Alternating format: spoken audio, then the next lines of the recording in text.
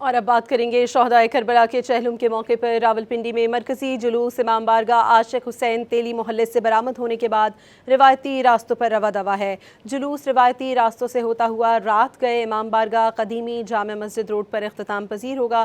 اس بارے میں مزید جانتے ہیں ڈان نیوز کے نمائندے امیر حمزہ سے۔ جی امیر حمزہ، بتائیے گا جلوس کب تک اختتام پذیر ہوگا؟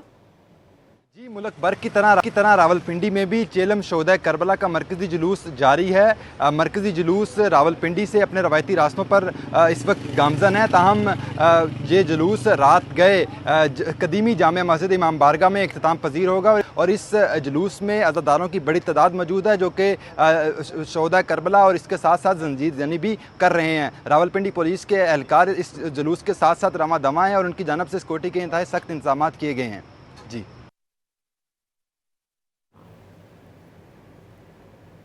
بہت شکریہ امیر حمزہ آپ کا۔